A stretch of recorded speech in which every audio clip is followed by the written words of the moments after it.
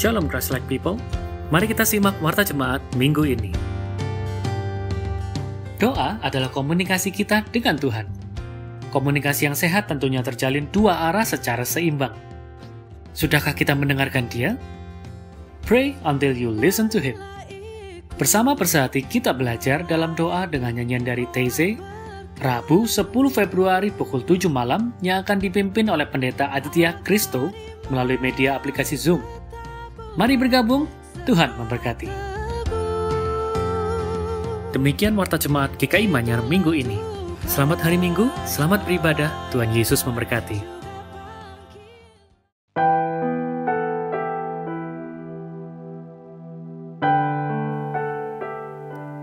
Prapaskah berasal dari kata Yunani Tessarakonta yang berarti 40. Angka 40 dalam Alkitab seringkali dipakai untuk melambangkan masa pengujian dan persiapan. 40 hari lamanya Musa berada di Gunung Sinai. 40 tahun Bani Israel berproses di padang gurun. 40 hari pula penduduk Niniwe berpuasa menyesali dosa. 40 hari Yesus berpuasa ketika ia dicobai iblis. Berdasarkan peristiwa-peristiwa itulah, gereja menyusun masa persiapan untuk menyambut Paskah melalui disiplin rohani berdoa, berpantang, dan berpuasa selama 40 hari di luar hari Minggu, yang diawali dengan Rabu Abu dan berpuncak pada Minggu Paskah. Melalui masa Prapaskah ini, umat diberikan kesempatan untuk lebih mengenal kasih Allah di dalam Kristus melalui pertobatan dan belajar melepaskan diri dari kelekatan pada hal-hal lahiriah melalui disiplin rohani berpuasa.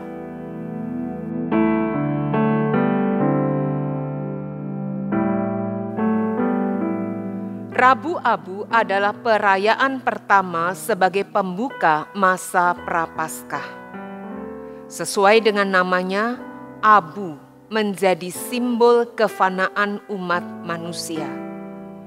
Abu yang digunakan pada perayaan Rabu Abu ini merupakan hasil tumbukan daun palma yang telah digunakan pada perayaan Minggu Palmarum di tahun sebelumnya.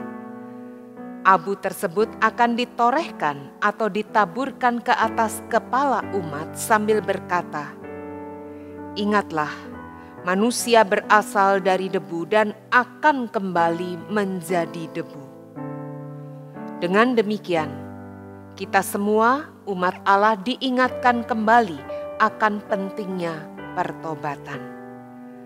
Sebagai keluarga besar GKI Manyar, mari kita menyambut masa Prapaskah 2021 ini dengan merayakan Rabu Abu secara daring dari tempat kita masing-masing pada hari Rabu 17 Februari pukul 7 malam.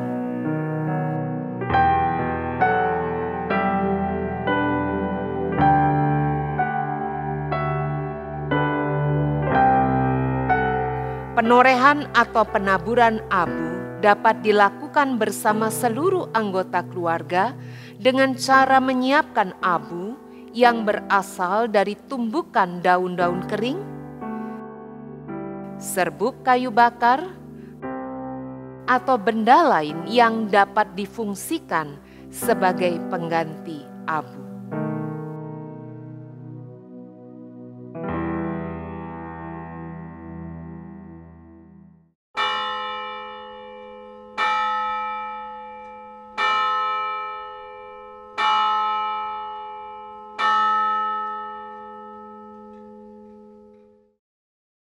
Jemaat yang terkasih dalam Tuhan Yesus Kristus, kita akan memulai ibadah Minggu 7 Februari 2021.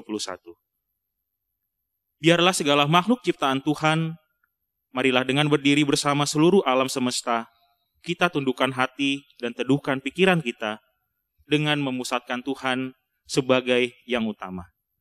Kita masuk dalam ibadah hari ini dan memuliakan nama-Nya.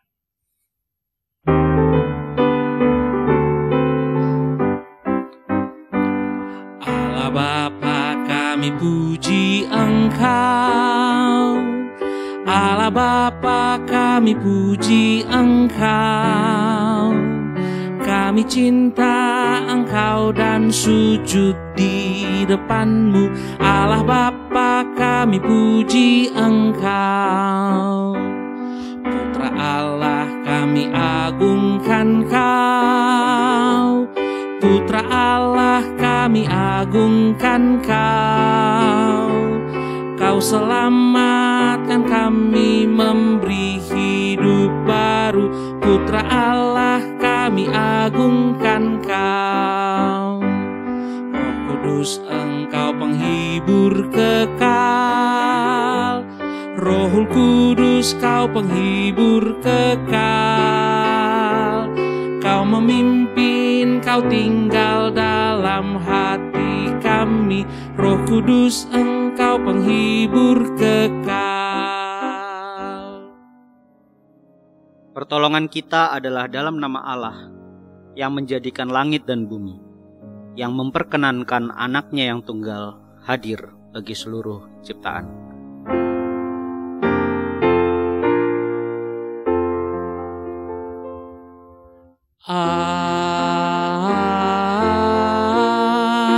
Amin, amin, amin.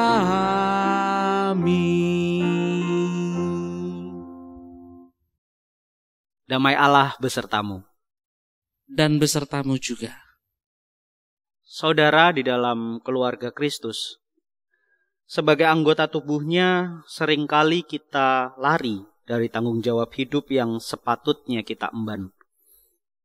Berdalih dan berdusta, berpikir bahwa segala prestasi dan kebaikan adalah hasil kekuatan dari diri kita. Kita mementingkan keakuan, kehormatan diri, dan lupa bahwa diri ini kembali gagal untuk luput dari dosa. Mari Bapak Ibu, bersama kita rendahkan hati dan mengakui segala dosa kita. Mari kita berdoa. Tuhan, saat ini kami datang kepadamu mengaku bahwa seringkali kami mencuri kemuliaan-Mu. Kami lebih memilih mengedepankan ego kami daripada melakukan kehendak-Mu. Tak jarang kami merasa bahwa pencapaian kami, prestasi kami adalah semata-mata karena usaha dan kerja keras dan kemampuan kami. Padahal itu semua dimungkinkan karena perkenanan-Mu ya Tuhan. Kasihani dan ampunilah kami ya Kristus. Di dalam Yesus Kristus kami berdoa. Amin.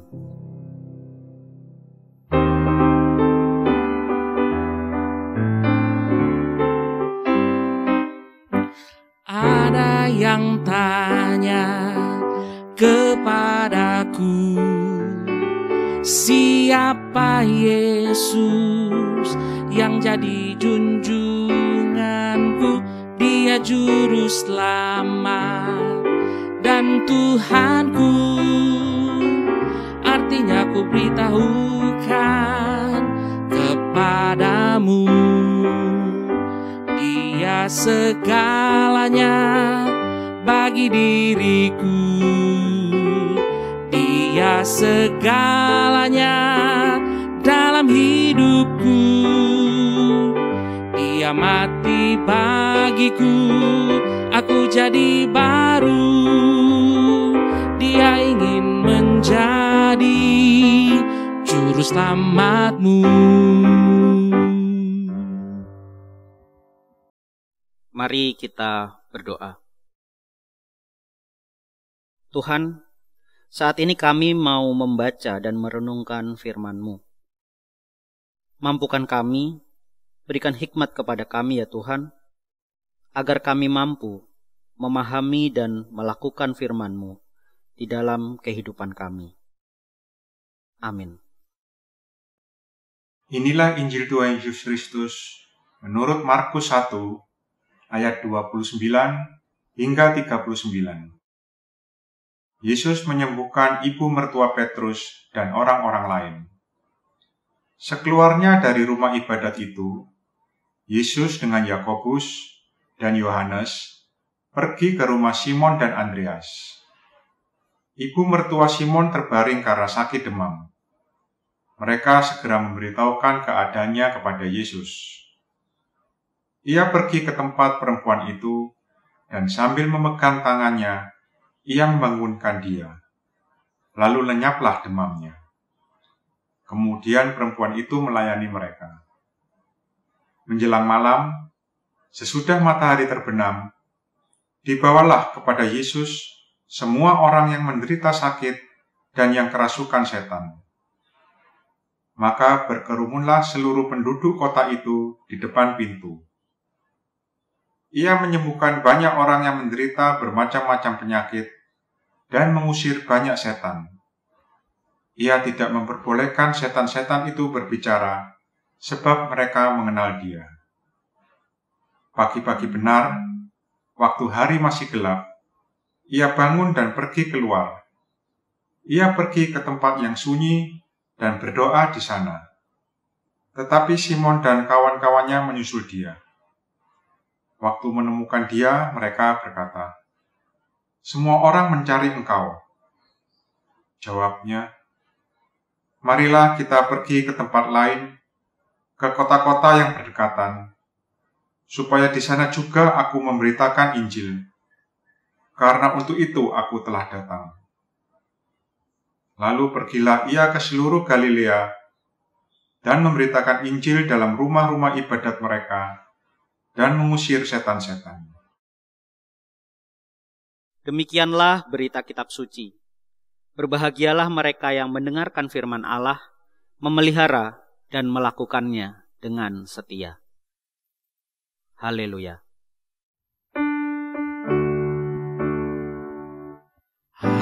Haleluya, haleluya, haleluya.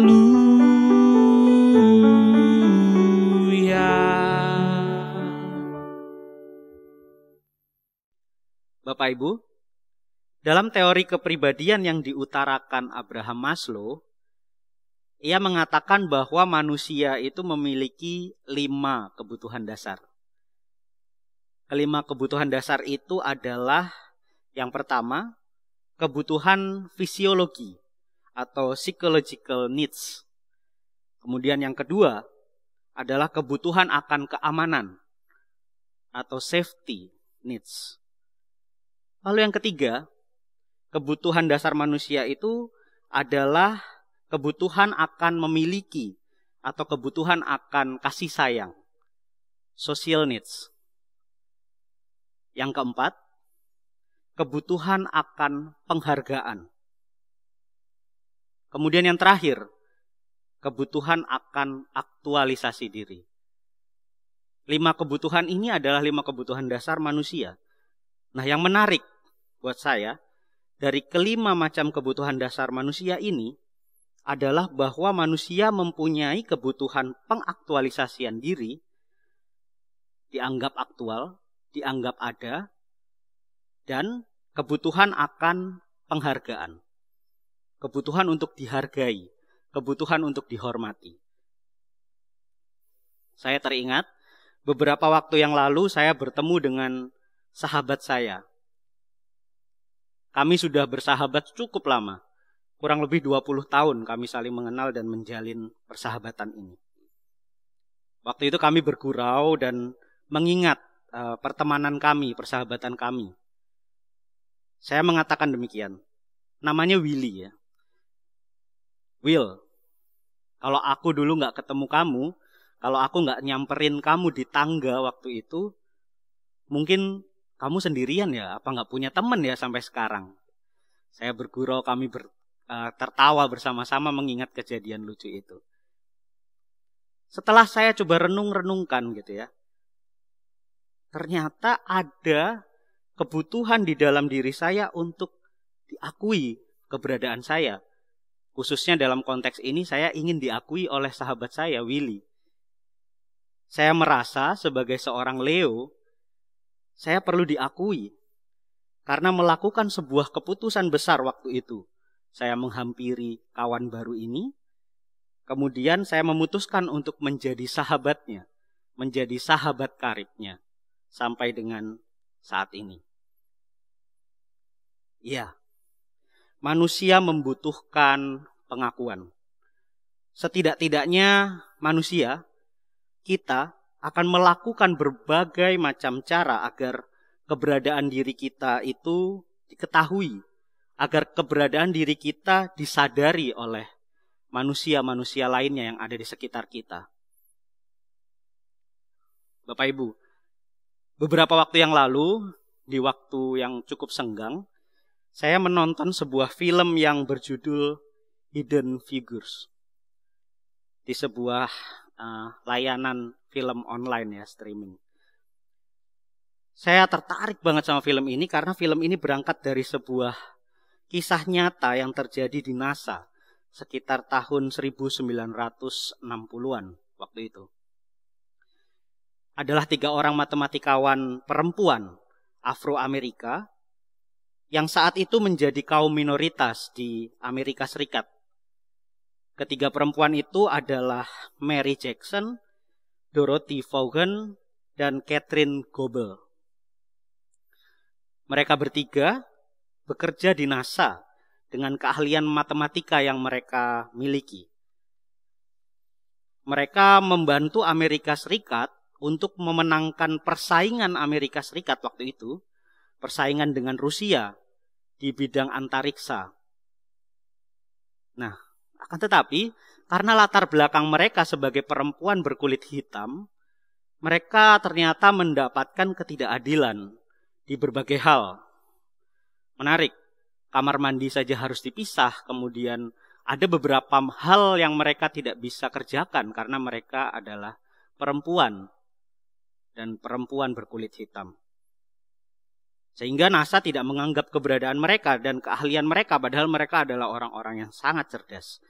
Nah, singkat cerita, mereka berjuang, mereka berdedikasi sedemikian keras untuk melawan batasan-batasan segregasi rasial itu. Dan kemudian akhirnya mereka mendapatkan pengakuan. Bahkan mereka diakui sebagai pahlawan Amerika sejati yang mampu memperhitungkan dengan tepat peluncuran dan kepulangan John Glenn, seorang astronot Amerika pertama waktu itu yang mengorbit bumi. Ya Bapak Ibu, sama seperti ketiga perempuan hebat ini, semua manusia, semua kita butuh pengakuan. Kita butuh dianggap ada. Kita akan melakukan berbagai macam hal untuk kita mendapatkan penghargaan, supaya kita dihargai dan kita mendapatkan pengakuan akan keberadaan kita, mendapatkan pengakuan akan keahlian kita dan siapakah diri kita. Nah, Bapak Ibu, bicara tentang pengakuan, pada pembacaan Alkitab kita hari ini tampaknya Yesus sudah mulai mendapatkan pengakuan dari banyak orang tentang segala hal yang dilakukannya. Mari kita lihat ke dalam Alkitab kita, mulai dari bagian sebelumnya. Yakni Markus pasal 1 ayat 21 sampai dengan 28. Ternyata pengakuan orang banyak ini muncul ya sejak tampilnya Yesus di rumah ibadat. Mari kita lihat apa yang terjadi di dalam rumah ibadat itu. Pada ayat 21, ya, Yesus sama seperti orang Yahudi pada umumnya, ia berada di dalam rumah ibadat pada hari Sabat. Lalu apa yang dilakukannya? Yang dilakukan Yesus adalah mengajar orang-orang Yahudi di dalam rumah ibadat itu. Dan yang menarik di ayat yang ke-22, ternyata pengajaran Yesus ini membuat orang-orang di situ, orang-orang Yahudi di rumah ibadat itu takjub. Ternyata Yesus bukan seperti pengajar-pengajar yang mereka ketahui. Ia mengajar dengan penuh kuasa. Mereka, orang-orang Yahudi ini, merasakan pengajaran yang sangat berbeda dari ahli-ahli Taurat yang biasanya mereka dengarkan, yang biasanya memberikan pengajaran di dalam rumah ibadat.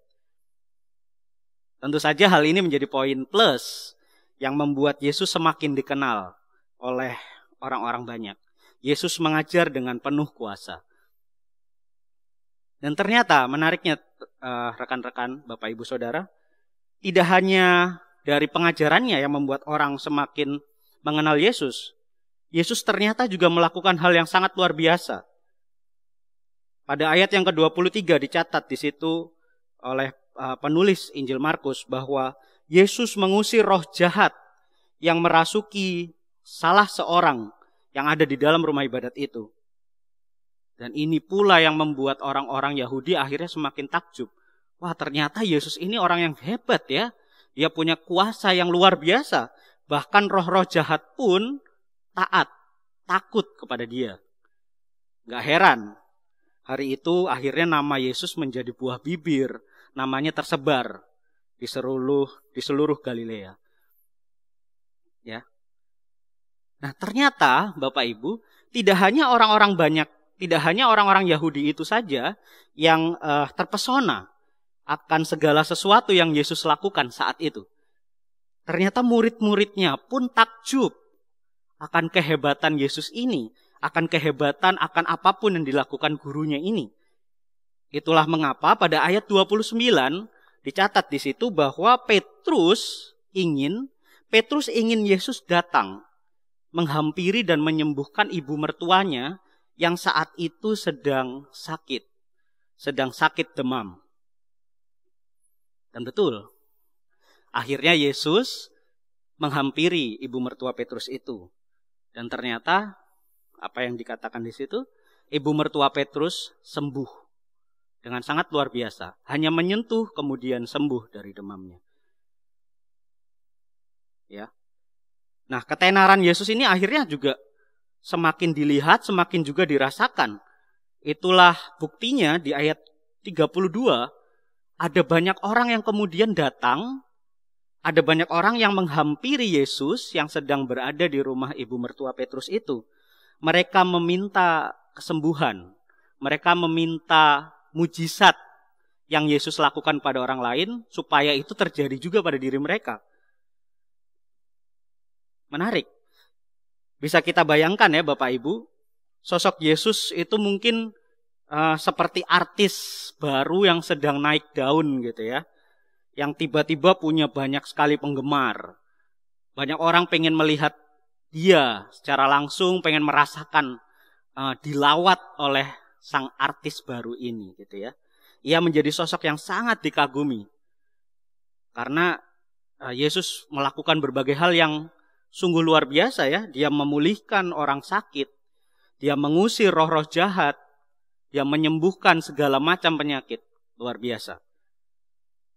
Nah, sebagai manusia, Bapak Ibu, kepopuleran Yesus ini tentu saja merupakan sebuah pencapaian yang membanggakan, bukan?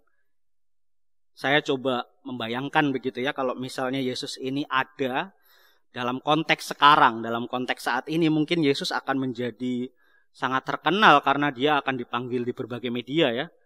Berita mungkin atau podcast, dia akan diwawancarai ya bagaimana dia melakukan berbagai mujizat itu gitu ya. Dan bukan hanya itu saja ya, saya bayangkan mungkin Yesus ini akan mendapat lowongan pekerjaan di mana-mana gitu ya. Mungkin dokter akhirnya nggak laku mungkin ya kalau zaman sekarang karena ada sosok ini yang mampu memulihkan berbagai macam penyakit. Nah, Bapak Ibu, tapi pertanyaannya begini, apakah Yesus kemudian bangga dengan kepopuleran dirinya itu? Apakah Yesus kemudian puas dengan ketenaran yang terjadi terhadap dirinya? Dengan banyaknya orang yang mulai mengagum-agumi dia. Apakah Yesus senang? Jawabannya tentu tidak, Bapak Ibu. Yesus tidak senang. Ternyata ia tidak bangga atas pencapaian itu. Justru baginya, kepopuleran yang dirasakan oleh orang banyak itu ya, melihat Yesus sebagai sosok yang dipuja-puja, yang dikagumi, justru bagi Yesus itu adalah sebuah krisis. Itu bukanlah sebuah hal yang Yesus harapkan terjadi. Itu krisis fatal. Mengapa? Mengapa hal itu menjadi krisis? Mengapa ketenaran, kepopuleran Yesus menjadi hal yang fatal? Ya.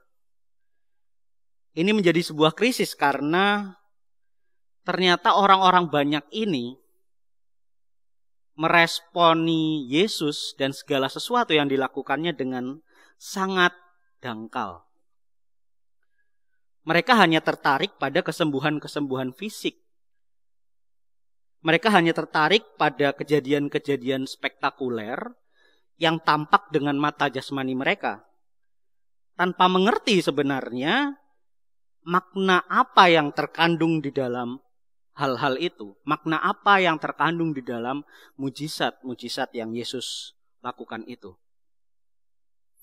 Para murid dan orang-orang banyak yang mengagumi Yesus ini hanya mengenal Yesus sebagai sosok pembuat mujizat. Mereka tidak bisa melihat diri Yesus sebagai anak Allah yang diperkenan Allah untuk menyatakan berita keselamatan itu.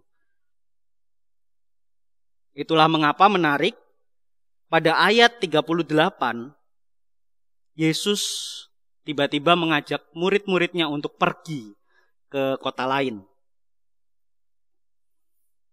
Maksudnya ia tidak ingin mujizat-mujizat, hal-hal yang ia lakukan itu menjadi penghalang bagi orang banyak dan bagi para murid untuk memahami dan mengerti sebenarnya siapa Yesus itu. Ia tidak ingin prestasinya, pencapaiannya, kepopulerannya membutakan mata iman orang banyak tentang identitas Yesus sebenarnya. Bapak Ibu, bukankah kita sebagai manusia seringkali juga sempat berada di fase ini? Seringkali kita seperti orang-orang banyak ini. Dengan mudahnya kita dibutakan oleh prestasi kita, oleh pencapaian-pencapaian kita dalam bidang apapun, karir, studi, atau apapun itu. Tak jarang pencapaian-pencapaian itu juga membuat kita lupa, membuat kita tidak sadar akan siapa kita sebenarnya. Bapak Ibu, ada sebuah pepatah Jawa yang sangat menarik, bagus sekali maknanya. Kira-kira bunyinya seperti ini. Ojo lali asalmu, ben ora ilang sejatine awakmu. Ojo lali asalmu, ben ora ilang sejatine awakmu. Yang kurang lebih artinya, jangan lupakan dari mana asalmu, agar tidak hilang identitas dirimu yang sebenarnya. Jangan lupakan dari mana asalmu, agar tidak hilang identitas dirimu yang sebenarnya. Inilah yang sejatinya dilakukan Yesus, bukan? Yesus tahu dengan pasti siapa identitasnya. Yesus tahu dengan benar bahwa ia adalah Mesias yang diutus Allah untuk memberitakan Injil. Ia sadar, ia dipanggil untuk memberitakan Injil sukacita itu melalui mujizat yang ia lakukan, melalui penyembuhan-penyembuhan dan pengusiran roh jahat yang Yesus lakukan. Pemahaman akan identitas diri Yesus inilah yang kemudian membuat ia dapat bertahan. Ia tidak terbuai dengan berbagai pencapaian, dengan prestasi, dengan ketenaran yang terjadi waktu itu. Ya. Nah, sekarang bagaimana dengan kita, Bapak Ibu? Apakah kita telah benar-benar mengerti identitas kita? Apakah kita sudah benar-benar tahu siapa kita? Rasul Paulus dalam Galatia pasal 2 ayat 20a mengatakan, namun aku hidup, Tetapi bukan lagi aku sendiri yang hidup, melainkan Kristus yang hidup di dalam aku.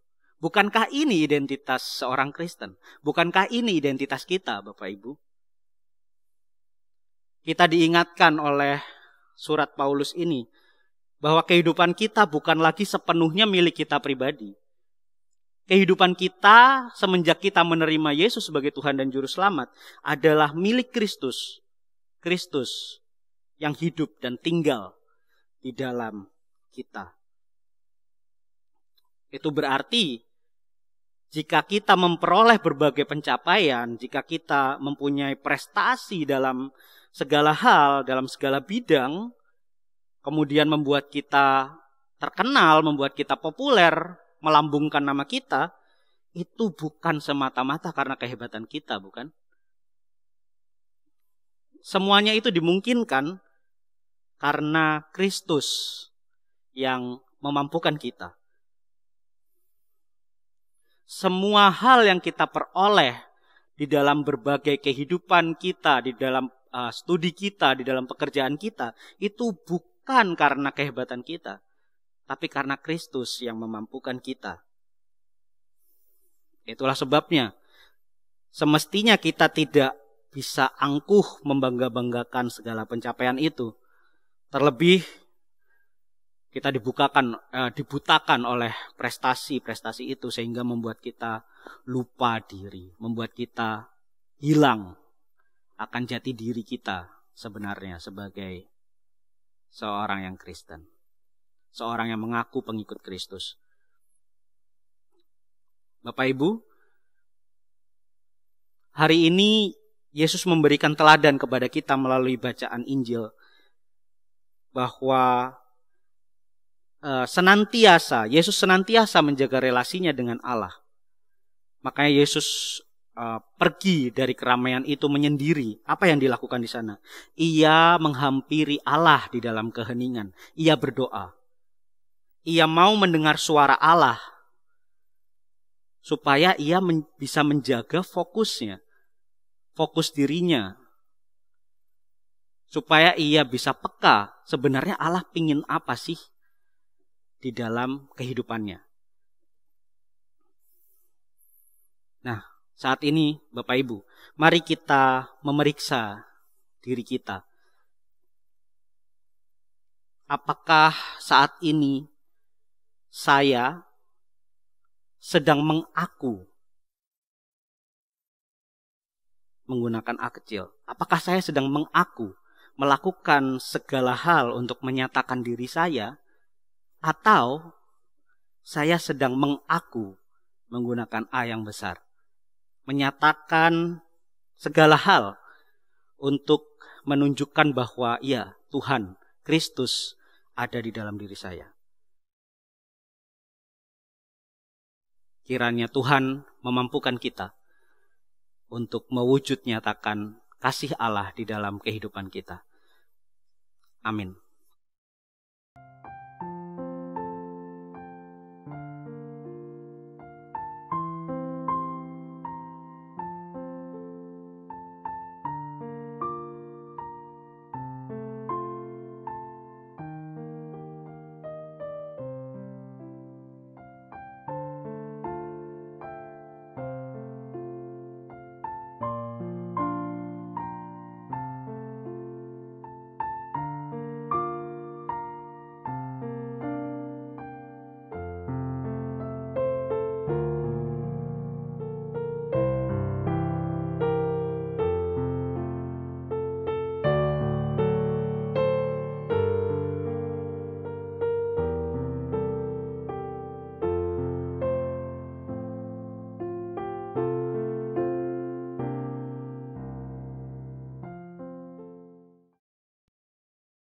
Jemaat Tuhan, mari kita berdiri, marilah kita mengingat pengakuan pada baptisan kita bersama dengan umat Allah di masa lalu, masa kini, dan masa depan, menurut pengakuan iman rasuli.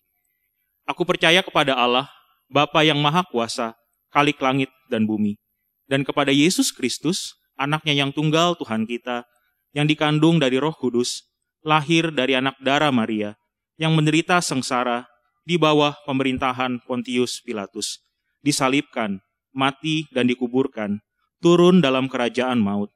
Pada hari yang ketiga, bangkit pula dari antara orang mati, naik ke sorga, duduk di sebelah kanan Allah, Bapa yang Maha Kuasa, dan dari sana ia akan datang untuk menghakimi orang yang hidup dan yang mati. Aku percaya kepada Roh Kudus, gereja yang kudus dan am, persekutuan orang kudus, pengampunan dosa, kebangkitan orang mati, dan hidup yang kekal. Amin. Bapak Ibu, mari kita menaikkan syafaat kita bersama-sama. Mari kita berdoa. Ya Tuhan, kami mengucap syukur atas kebaikan-Mu, atas kepercayaan-Mu, sehingga kami masih diizinkan untuk mengerjakan segala tanggung jawab dan apapun yang Engkau percayakan bagi kami sampai dengan saat ini ya Tuhan. Mampukan kami melalui talenta kami, melalui apapun yang Engkau percayakan itu, sehingga kami dapat berkontribusi, kami dapat boleh berkarya lebih lagi bagi sesama kami, bagi siapapun yang ada di sekitar kami. Terima kasih ya Tuhan. Kami juga mengingat akan persiapan gereja kami dalam masa raya Paskah ini ya Tuhan. Kami bersyukur bahwa sudah ada beberapa orang yang menyediakan dirinya, yang Engkau kirim, Engkau izinkan untuk menjadi anggota panitia Paskah yang sedang melakukan proses dalam kaitannya untuk mempersiapkan kegiatan di masa raya Paskah ini ya Tuhan. Kami serahkan mereka agar mereka dapat mengerjakan tanggung jawabnya sebagai panitia Paskah. Engkau memberikan hikmat supaya apapun yang direncanakan semuanya itu boleh jadi atas kehendak-Mu. Kami juga berdoa bagi pergumulan yang kami alami masing-masing sebagai keluarga-keluarga Allah di tempat kami masing-masing. Kami tahu, Engkau tahu ya Tuhan, bahwa ada banyak hal yang kami sedang gumulkan, terlebih di masa-masa pandemi sampai dengan saat ini. Engkau tahu pergumulan kami ya Tuhan, Engkau lawat kami satu persatu, Engkau mampukan kami, memberikan kekuatan sehingga kami mampu berjalan bersama-sama dengan-Mu ya Tuhan. Kami juga berdoa bagi penanganan pandemi dan berbagai hal yang terjadi di negara kami, kecelakaan, bencana alam, dan apapun yang terjadi di negara kami sampai dengan hari ini. Kami berdoa bagi orang-orang yang sudah Engkau tempatkan di berbagai lini untuk bertanggung jawab menangani hal-hal ini ya Tuhan. Tenaga medis, petugas-petugas yang bertugas untuk mencari korban-korban bencana alam yang terjadi. Engkau memberikan mereka kekuatan ya Tuhan supaya mereka terus mendapatkan kesehatan sehingga mereka mampu menjalankan tanggung jawab ini dengan baik, sehingga ada banyak orang yang boleh merasakan sukacita, boleh mendapatkan kelegaan di dalam pergumulan yang sedang mereka alami. Terima kasih ya Tuhan, terima kasih atas penyertaan-Mu, terima kasih atas tuntunan-Mu. Demi Kristus Yesus kami berdoa. Amin. Jemaat Tuhan, kini tibalah saatnya bagi kita untuk mengumpulkan persembahan. Marilah kita memberikan persembahan syukur bagi Tuhan yang terbaik melalui Paulus dalam 1 Tesalonika 5 ayat 18 menasihati kita demikian. Mengucap syukurlah dalam segala hal, sebab itulah yang dikehendaki Allah di dalam Kristus Yesus bagi kamu. Sebagai salah satu wujud ungkapan syukur, marilah kita dengan sukacita memberikan persembahan bagi Tuhan. Jemaat dapat mengumpulkan persembahan melalui transfer ke rekening bank GKI Manyar yang tertera di layar, melalui pemindaian QR Code GKI Manyar, atau mengumpulkan persembahan dalam amplop dan dapat dibawa kembali pada saat kita dapat beribadah di gedung gereja.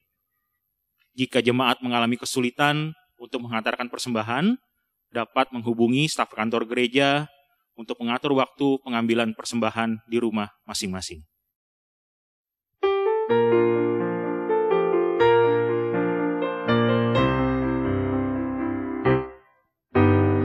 Bukan karena upahmu dan bukan karena kebajikan hidupmu, bukan persembahanmu dan bukan pula hasil perjuanganmu.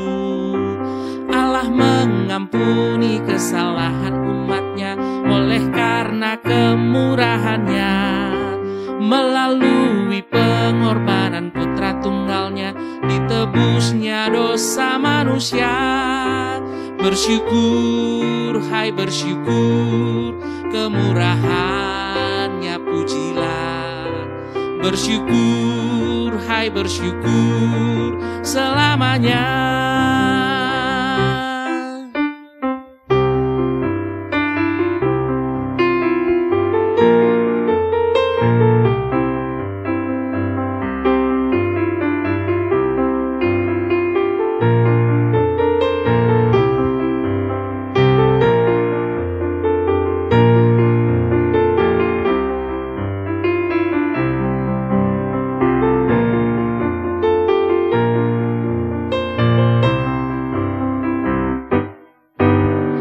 Janganlah kau bermegah dan jangan pula meninggikan dirimu.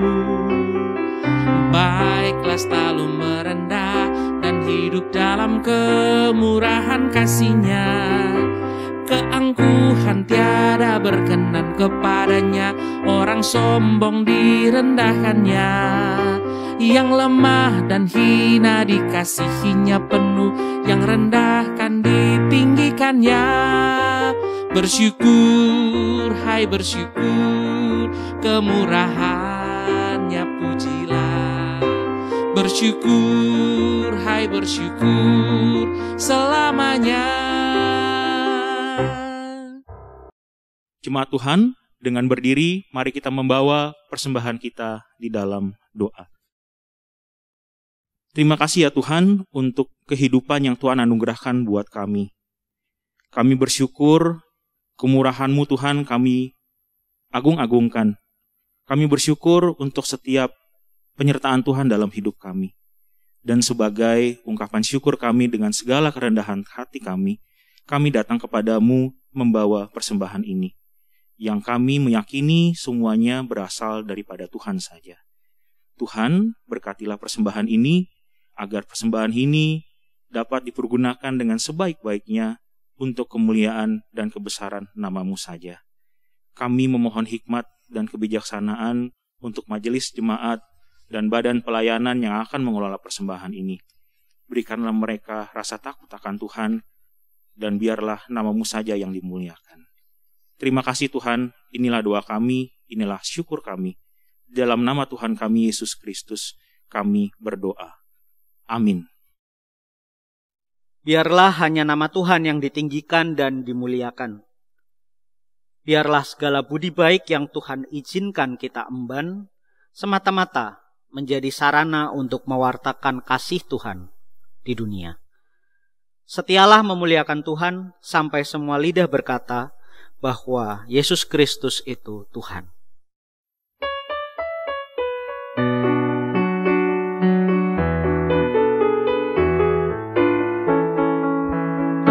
Nama Yesus termulia di atas segala nama, agar di dalam namanya semuanya menyembah. Yang di bumi dan di sorga tekuk lutut memuliakan. Segala lidah pun berkata Yesus Kristus itu Tuhan. Terpuji namanya, terpuji namanya. Sembah dan pujilah Raja alam semesta, yang di bumi dan di sorga tekuk lutut memuliakan. Segala lidah pun berkata Yesus Kristus itu Tuhan.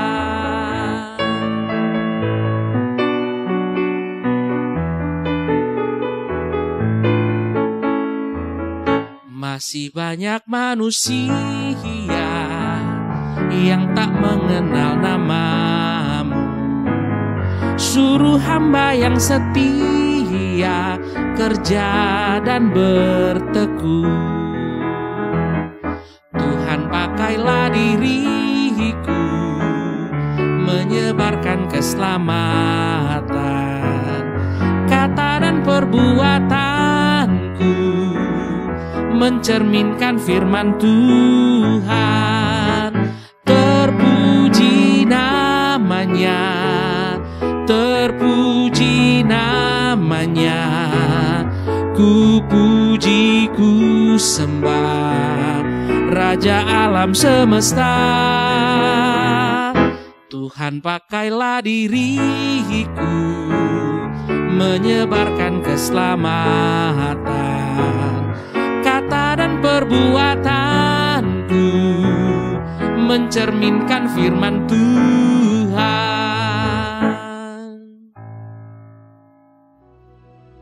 Tuhan memberkati kita dan melindungi kita. Tuhan menyinari kita dengan wajah-Nya dan memberikan kasih karunia. Tuhan menghadapkan wajah-Nya kepada kita dan memberikan damai sejahtera.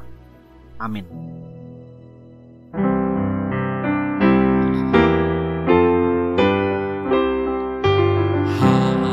Haleluya, haleluya, haleluya, haleluya, haleluya.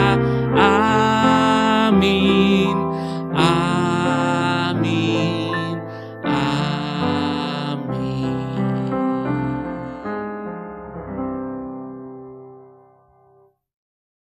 Jemaat yang dikasihi Tuhan Yesus Kristus, ibadah telah selesai.